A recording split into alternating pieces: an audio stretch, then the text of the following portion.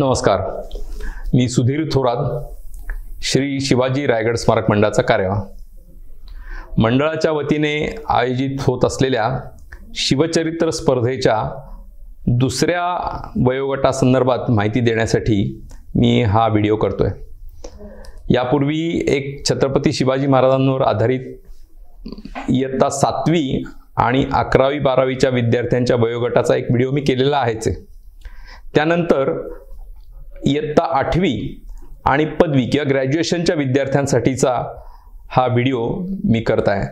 त्या वयोगटासाठी स्वराज्य रक्षणाचा लढा हे ज्येष्ठ इतिहासकार, इतिहास संशोधक पांडुरंग बलकवडे, सुधीर थोरात आणि मोहन शेटे यांनी लिहिलेलं पुस्तक अभ्यासक्रम म्हणून असणार आहे. आपल्या सगळ्यांना माहिती आहे की छत्रपती शिवाजी महाराजांनी त्यांच्या जन्मापूर्वीच्या काळातली जी हिंदू समाजाची स्थिती होती ती स्थिती पालटून एक स्वराज्य निर्माण केलं. स्वतःचं सार्वभौमत्व सिद्ध करण्यासाठी स्वतःला राज्याभिषेक करून घेतला आणि आपल्या एका अर्थाने अगदी अल्प आयुष्यात, कारण जेमतेम 50 वर्षाचं आयुष्य त्यांना लाभलं, या 50 वर्षाच्या आयुष्यात सुमारे 300 गडकोट स्वराज्यात सामील केले. त्याच्याचबरोबर मोठा भूप्रदेश, दक्षिण दिग्विजय मोहिमेमध्ये जिंजी तंजावरपर्यंतचा भूप्रदेश, मधला पट्टा जिंकणं, ठाणी जिंकणं आणि अनेक प्रशासकीय व्यवस्था त्यांनी लावून ठेवल्या. दुर्दैवानं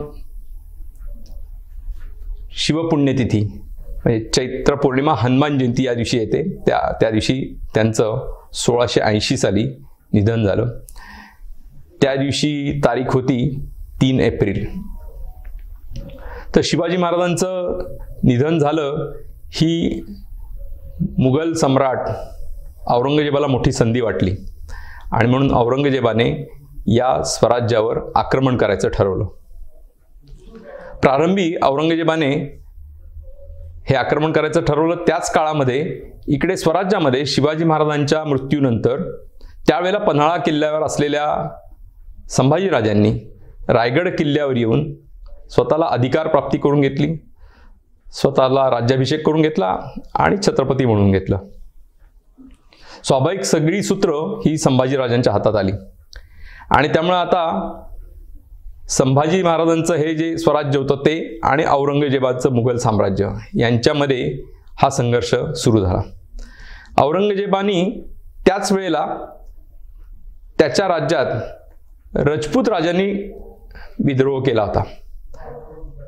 म्हणजे कारण असं झालं होतं की वास्तविक पाहता एखादा राजपूत राजा जे जरी औरंगजेबाचे मुघलांचे मांडलिक असले तरी त्यांचं निधन झाल्यावर त्यांचा मुलगा वारसदार जो कोणी असेल त्याच्याकडे त्या राज्याचा कारभार दिला जायचा.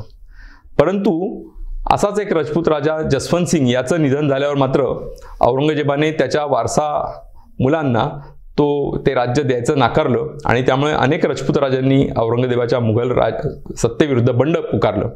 ते बंड मोडून काढण्यासाठी औरंगजेबाने आपला मुलगा अकबर याला राजपुतांविरुद्ध पाठवलं. त्यामुळे सगळे राजपूत राजे आणि मुघलांच्या वतीने आलेला अकबर यांच्यात संघर्ष होणार अशी स्थिती निर्माण झाली. हा अकबर जो होता हा औरंगजेबाच्या एका हिंदू राणीपासून म्हणजे राजपूत राणीपासून झालेला मुलगा होता. त्यामुळे त्याला या राजपूत राजांनी सांगितलं की अरे तू पण एका हिंदू राणीपासून झालेला आहेस, तेव्हा आमचा जो अधिकार आहे तो तुमच्या बादशाहांनी, तुझ्या वडिलांनी आमच्यापासून छिनून घेतला आहे आणि म्हणून तू आम्हालाच सामील हो. या आव्हानाला अकबर हा एका अर्थाने बळी पडला म्हणायला हरकत नाही. परंतु तो या राजपूत राजांना सामील झाला आणि या सगळ्यांनी मिळून औरंगजेबाच्या विरुद्धच उठाव करायला सुरुवात केली. तेव्हा आपलं सगळं बुद्धिचातुर्य वापरून, आपलं कौशल्य वापरून औरंगजेबाने या सगळ्यांना पराभूत केलं आणि त्यामुळं हे राजपूत राजे पळून गेल्यानंतर त्या ठिकाणी एकटा अकबर उरला, म्हणजे जो औरंगजेबाचा मुलगा होता तो अकबर हा तिथनं पळून निघाला तोही, आणि तो आणि त्याच्याबरोबरचा दुर्गादास राठोड हे दोघं थेट आपल्या या स्वराज्यात दाखल झाले आणि त्यांनी संभाजीराजांकडे आश्रय घेतला. त्यामुळे औरंगजेबाला या स्वराज्यावर आक्रमण करण्यासाठी अजून एक निमित्त मिळालं. त्याला हे राज्य बळकवायचंच होतं आणि माझ्या बंडखोर मुलाला तुम्ही आश्रय दिलाय त्यामुळे त्यासाठी पण मी इथे आक्रमण करणार असं म्हणून या दोन्ही गोष्टींचा संधीचा फायदा उठवून औरंगजेब या स्वराज्यावर चालून आला. परंतु औरंगजेबाने इथे येताना नुसताच तो आला नाही, तर त्याने इंग्रज, पोर्तुगीज, डच, फ्रेंच, जंजिरेकर सिद्दी, विजापूरचा आदिलशहा, गोळकोंड्याचा कुतुबशहा या सगळ्यांना फरमानं पाठवली आणि सगळ्यांना या स्वराज्यावर आक्रमण करायला सांगितलं. इंग्रज धूर्त होते, सुरुवातीला थोडेसे तटस्थ राहिले, परंतु पोर्तुगीजांनी लगेच आक्रमण सुरू केलं, जंजिरेकर सिद्दींनी लगेच आक्रमण सुरू केलं, आदिलशहा, कुतुबशाही सुरुवातीला थोडेसे लांब होते. परंतु हे सगळं कमी की काय म्हणून औरंगजेब स्वतः 4 लाखाचं सैन्य घेऊन या स्वराज्यात चालून आला. आणि 1682 साली औरंगजेब आपलं जे आत्ताचं आपण ज्याला संभाजीनगर म्हणतो, छत्रपती संभाजीनगर, जे पूर्वी औरंगाबाद म्हणलं जायचं, त्या औरंगाबादला तो दाखल झाला. पहिले 3 वर्ष या सगळ्या शत्रूंची एकाच वेळेला संभाजीराजांनी जबरदस्त झुंज दिली. त्याचा परिणाम औरंगजेबाला सुद्धा किंवा जंजिरेकर सिद्दीला सुद्धा, पोर्तुगीजांना सुद्धा कुठलंही मोठं यश मिळालं नाही. आणि मग त्यामुळे 1685 सालापर्यंत कोणचंही मोठं यश न मिळाल्यामुळे औरंगजेब जो दिल्लीवरनं आपल्या दख्खनमध्ये दाखल झाला होता, तो अजून खाली दक्षिणेमध्ये विजापूरची आदिलशाही नष्ट करायला गेला. अवघ्या 6 महिन्यामध्ये त्यांनी ही आदिलशाही नष्ट केली. नष्ट केली म्हणजे काय, तर आदिलशहाचा जो विजापूरचा किल्ला होता त्या किल्ल्याला वेढा घातला. किल्ल्यातला एक सरदार त्याने फितूर करून घेतला. त्या फितूर सरदाराने किल्ल्याचा दरवाजा उघडला. त्यातनं आत गेलेल्या मुघल सैन्याने आदिलशहाला कैद केलं आणि हा आदिलशहा पुढे औरंगजेबाच्या कैदेत, नजर कैदेत खितपत मरण पावला. त्यानंतर औरंगजेब गोळकोंड्याची कुतुबशाही नष्ट करायला गेला. तिथेही त्यांनी फितुरीचाच वापर केला. एक सरदार जो पूर्वी मुघलांकडे होता, जो आता कुतुबशाच्या सैन्यात चाकरी करत होता, त्याला त्यांनी फितूर करून घेतलं. त्या सरदाराने किल्ल्याचा जो मोठा दरवाजा असतो, त्याला एक छोटासा मध्ये दिंडी दरवाजा असतो, तो दिंडी दरवाजा एका रात्री उघडा ठेवला. त्यातनं मुघलांचं सैन्य आत जाऊन त्यांनी मुख्य दरवाजा उघडला आणि त्यातनं आत आलेल्या मुघल सैन्याने या गोळकोंड्याच्या कुतुबशहालाही अटक केली. जो गोळकोंड्याचा कुतुबशहा पण औरंगजेबाच्या नजर कैदेत खितपत मरण पावला. वास्तविक जवळजवळ 200 वर्षाच्या या पातशाया होत्या, पण अवघ्या 6 महिन्यामध्ये औरंगजेबाने त्यांना पराभूत केलं. आणि असा औरंगजेब जो दक्षिणेत आला होता त्यापेक्षा आता अजून प्रबळ झालेला औरंगजेब हा महाराष्ट्रामध्ये पुन्हा परत आला. परंतु मी म्हणतोय प्रबळ झालेला, याचं कारण काय, तर औरंगजेबाने जेव्हा आदिलशाही नष्ट केली, कुतुबशाही नष्ट केली, तेव्हा तिथलं सगळं सैन्य हे मुघलांना सामील झालं. तिकडेचे सगळे सरदार हे मुघलांकडे आले. त्याच्याचबरोबर मोठा भूप्रदेश, जमीन ही मुघलांकडे आली. आणि नुसती जमीन नाही तर त्यावरचा मोठ्या प्रमाणात महसूल सुद्धा हा मुघलांना मिळायला लागला. अशा दृष्टीने उत्तरेतनं दक्षिणेत आलेला औरंगजेब, ज्याच्याकडे उत्तर भारतातलं तर मोठा भूप्रदेश आणि राज्य ताब्यात होतीच, परंतु आता दक्षिण भारताचा बहुतांश भूभाग हा त्याच्या ताब्यात आला. सगळं म्हणजे सैनिक, सरदार, भूप्रदेश, महसूल यासह प्रबळ झालेला औरंगजेब पुन्हा महाराष्ट्रात आला.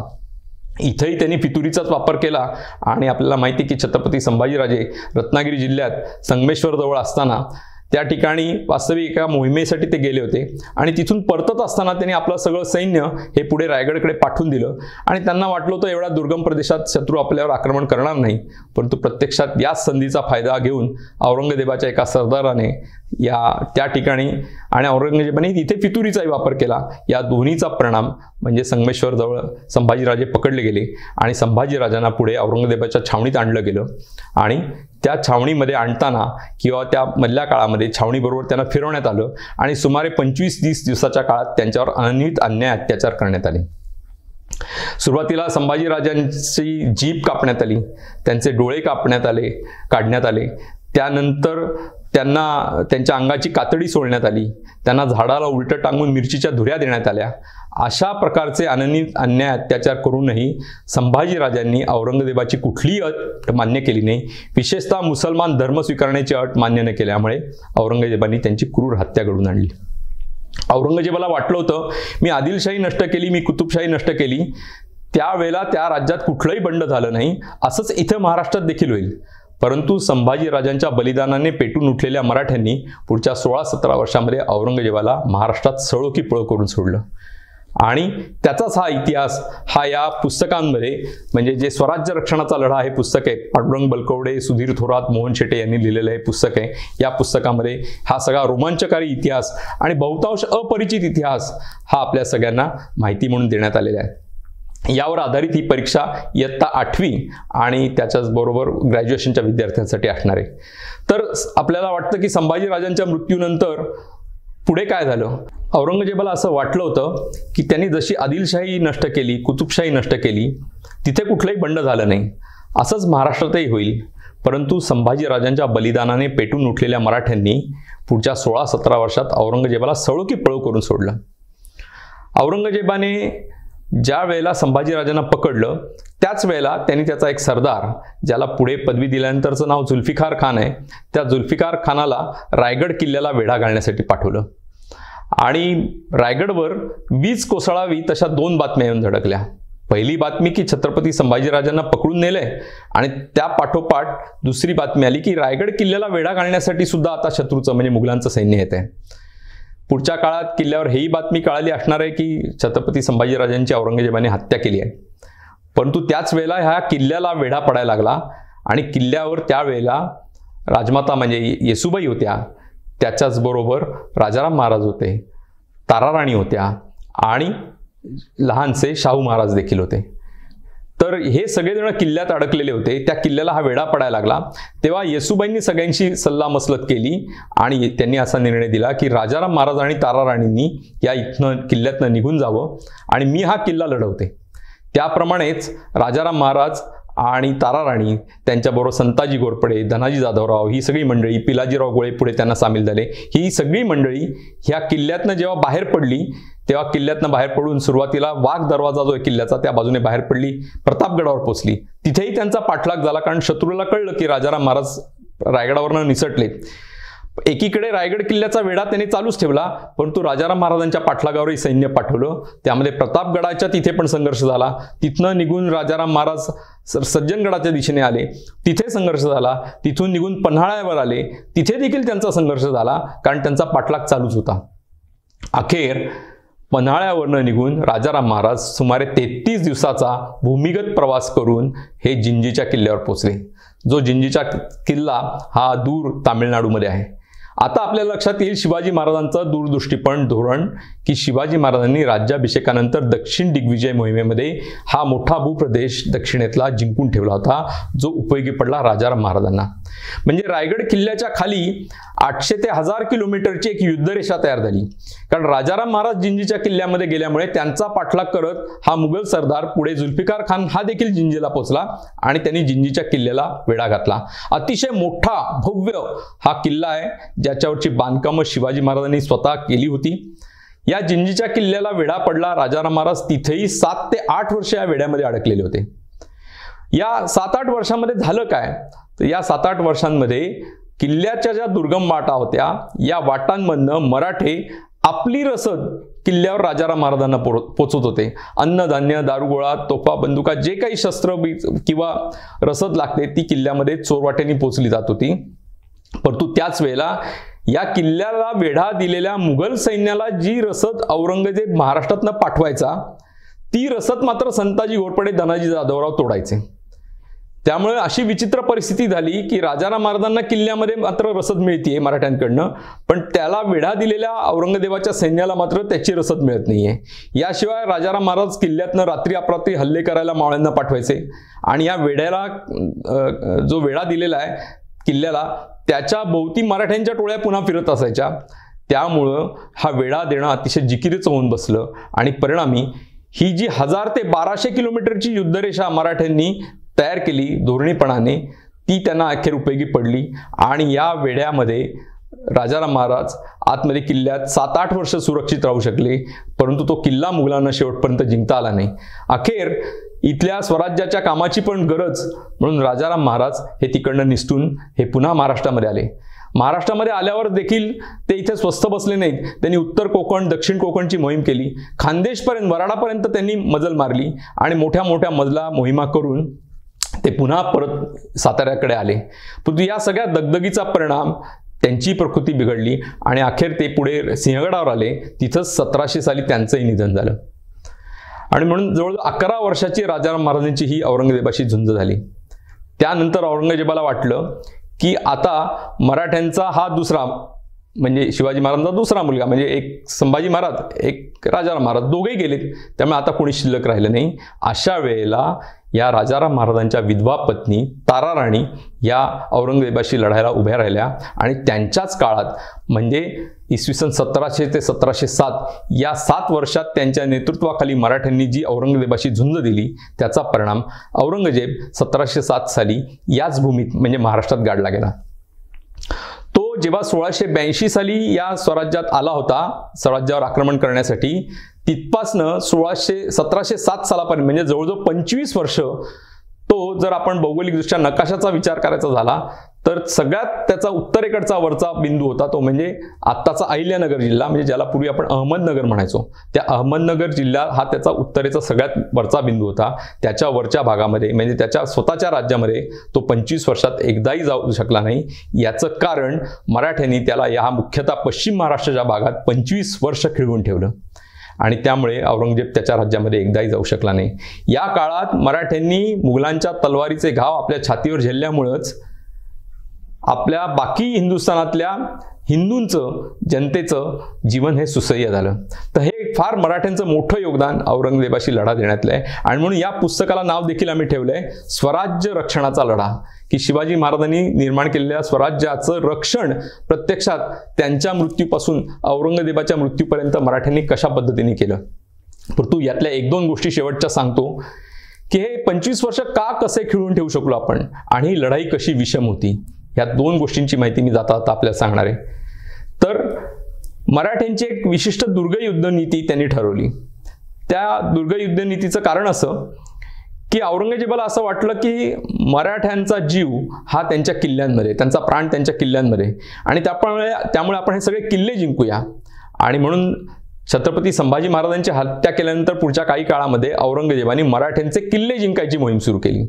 या किल्ले जिंकायच्या मोहिमेमध्ये तो जेव्हा उतरला आणि त्यांनी एक किल्ला जिंकायला सुरुवात केली तेव्हा मराठ्यांच्या बाजूनी संताजी घोरपडे, धनाजी जाधवराव, रामचंद्रपंत अमात्य, शंकराजी नारायण सचिव या सगळ्या मंडळींनी फार महत्त्वपूर्ण योगदान दिलं. त्या सगळ्याची माहिती या पुस्तकामध्ये आपल्याला दिलेली आहे.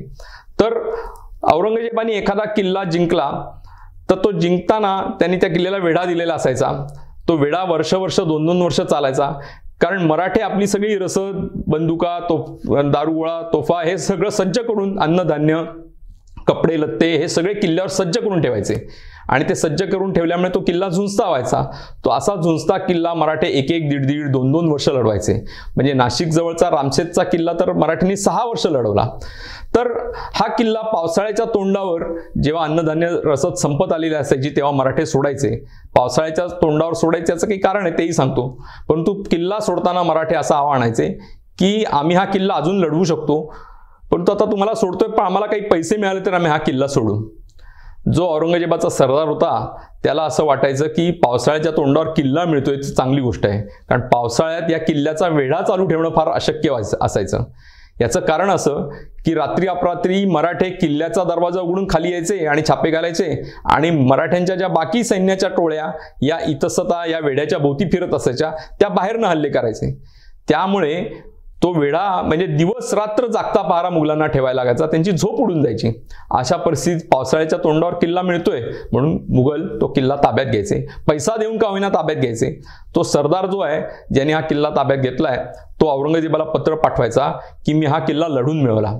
वास्तविक पाहता तो त्यांनी पैसे देऊन मिळवलेला असायचा, परंतु औरंगजेब खुश व्हायचा आणि त्याला एखादा इनाम पदवी जाहीर करायचा आणि नंतर कळलं जेव्हा औरंगजेबाला तेव्हा तो त्यांची खरडपट्टी पण काढायचा. तर अशा पद्धतीने हा किल्ला ताब्यात घेतल्यानंतर या मुघल सरदाराला किल्ला लढवायचा असायचा.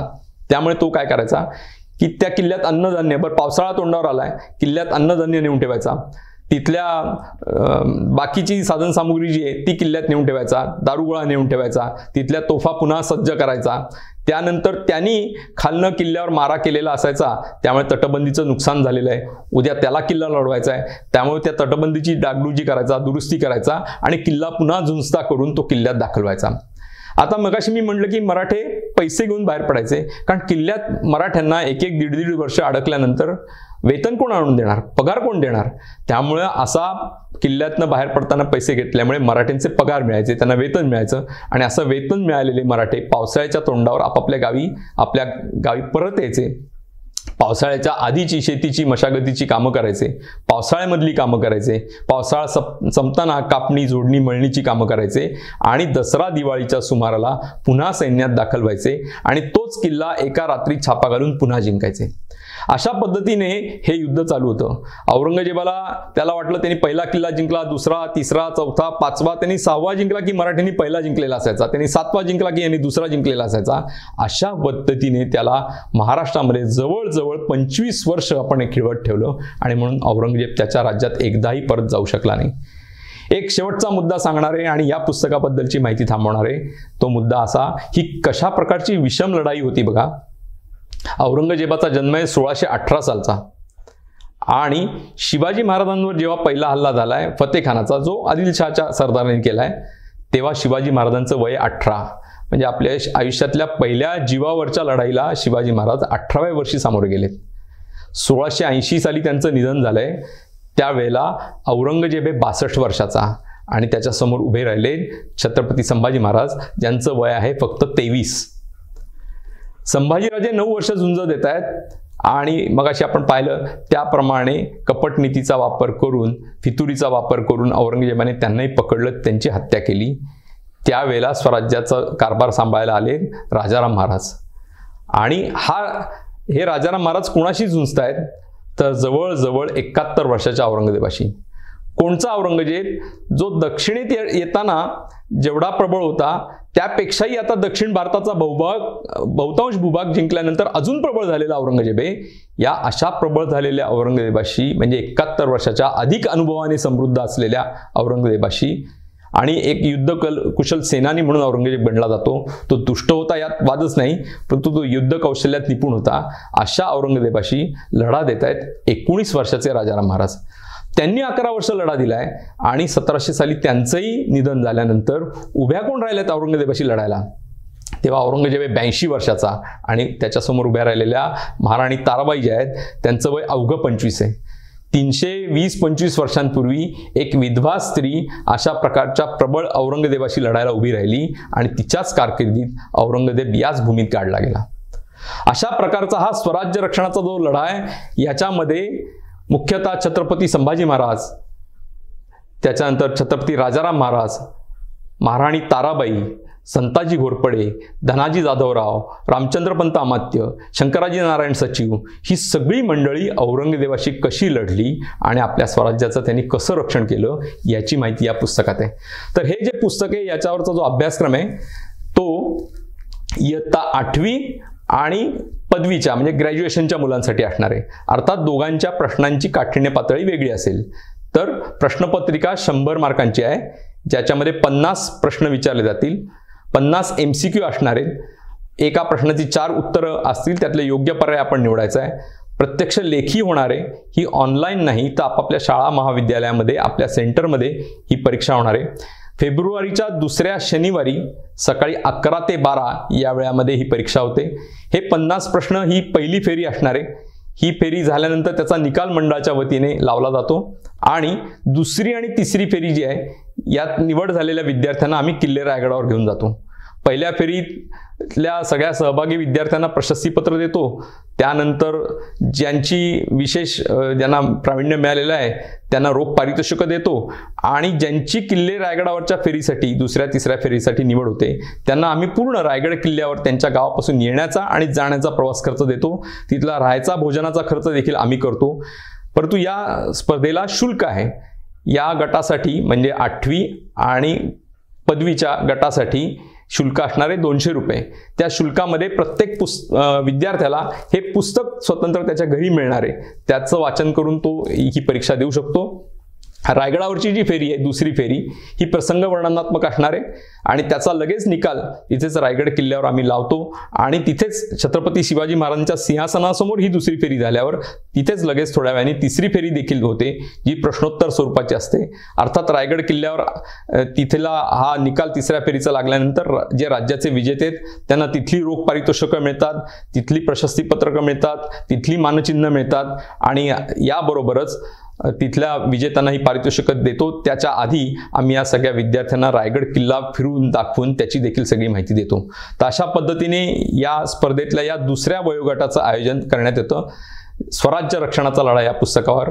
तर या स्पर्धेमध्ये आपल्या सगळ्या संस्थाचालकांनी, प्राचार्यांनी, मुख्याध्यापकांनी भाग घ्यावा, आपल्या विद्यार्थ्यांना प्रोत्साहन द्यावं आणि महाराष्ट्रात या शिवचरित्र स्पर्धेसाठी मोठ्या प्रमाणात आपल्या संस्थेतनं विद्यार्थी बसतील यासाठी प्रोत्साहन द्यावं आणि या स्पर्धेला यशस्वी करावं असं आवाहन करून मी थांबतो। धन्यवाद।